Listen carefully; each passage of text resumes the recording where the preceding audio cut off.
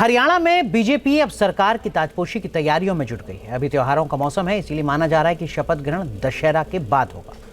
जीत के नायक बने सीएम सैनी दूसरी बार शपथ लेंगे। आज दिल्ली में काफी हलचल रही। उधर बीजेपी को 3 नए साथी मिल गए हैं।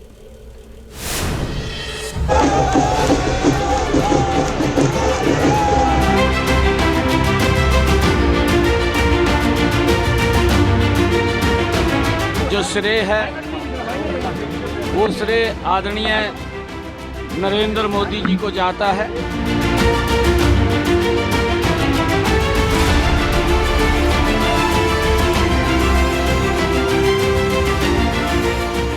सीएम नायब सिंह सैनी बीजेपी के ऐसे नायाब नेता बनकर उभरे जिन्हें लोकसभा चुनाव से ऐन पहले कांटों भरा ताज मिला था और अब वो हैट्रिक के हीरो बन गए हैं।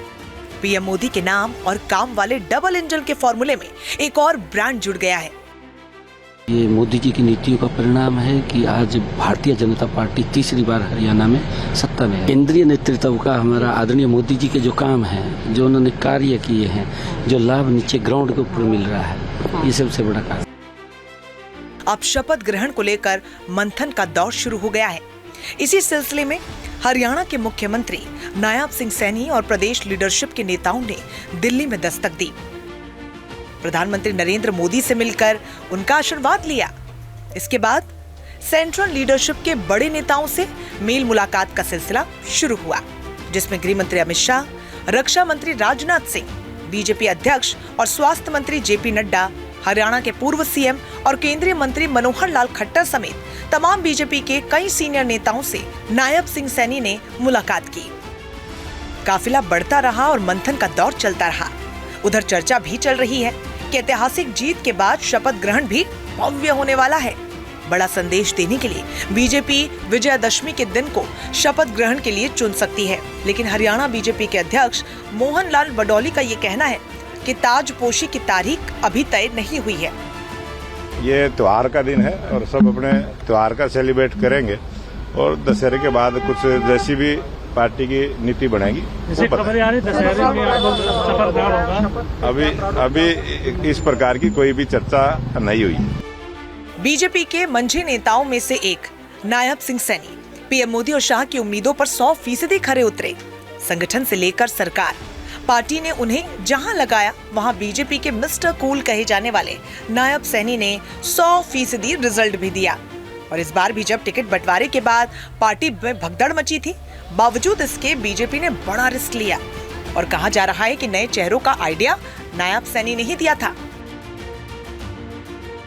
बीजेपी ने इस बार 23 नए चेहरों को मैदान में उतारा था, जिसमें 12 जीत कर आए हैं। इसी तरह 2019 में जीती हुई 14 सीटों में से 12 को बचाए रखने में बीजेपी कामयाब रही और इसी तरह 17 दलित रिजर्व सीटों में 8 पर बीजेपी का कमल खिला। और ये सब किसी जादू की छड़ी से नहीं हुआ, बल्कि बीजेपी की सधी स्ट्रैटेजी के तहत हुआ। जब लोकसभा चुनाव से पहले हरियाणा में एंटी इनकम्बेंसी को काउंटर करने के लिए चेहरा चुना जाना था, तब मनोहर लाल खट्टर के उत्तराधिकारी के रूप में सैनी को ताज मिला था। 56 दिनों के उस छोटे कार्यकाल में चुनौतियों के ऊंचे ऊंचे पहाड़ थे। कांग्रेस की तगड़ी फील्डिंग थी। नतीजे आने से पहले तक तमाम दावों में कांग्रेस की जीत का नाम था, लेकिन नायब सैनी अपने ग्राउंड फीडबैक और कैलकुलेशन पर कॉन्फिडेंट थे। ये मोदी जी की नीतियों का परिणाम है कि आज भारतीय जनता पार्टी तीसरी बार हरियाणा में सत्ता में है। केंद्रीय नेतृत्व का हमारा आदरणीय मोदी जी के जो काम है, जो उन्होंने कार्य किए हैं, जो लाभ नीचे ग्राउंड के ऊपर मिल रहा है, ये सबसे बड़ा काम। अब सैनी की सेकेंड पारी में कौन कौन मंत्री बनेगा, पुराने चेहरे रिपीट होंगे या नहीं, इसको लेकर हरियाणा से दिल्ली तक तमाम चर्चाएं हो रही हैं। माना जा रहा है कि जिस तरह सभी बिरादरी से बीजेपी को जीत का आशीर्वाद मिला है, तो सैनी मंत्रिमंडल में जातीय और क्षेत्रीय समीकरणों की बड़ी तस्वीर दिखेगी। हरियाणा में बीजेपी को सरकार बनाने में कोई दिक्कत नहीं आएगी। बहुमत हाथ में है और बाकी चेहरे वापस बीजेपी के पाले में आने लगे हैं। जनता पार्टी की सरकार फुल मैंडेट के साथ सरकार बनने जा रही है, इसलिए हमने मन बनाया है कि गन्नौर के विकास के लिए हम सरकार का साथ के साथ चलें।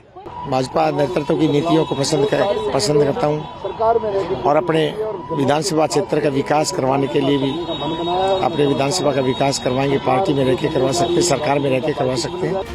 देश की सबसे अमीर महिला नेता सावित्री जिंदल ने भी नई सरकार को समर्थन देने का ऐलान किया है। अब आपको बता दें कि सावित्री जिंदल टिकट कटने पर निर्दलीय लड़ी और जीत भी गयी। उनके बेटे बीजेपी के सांसद हैं और इसी तरह कई और बागी नेताओं की घर वापसी की अटकलें भी तेज हैं।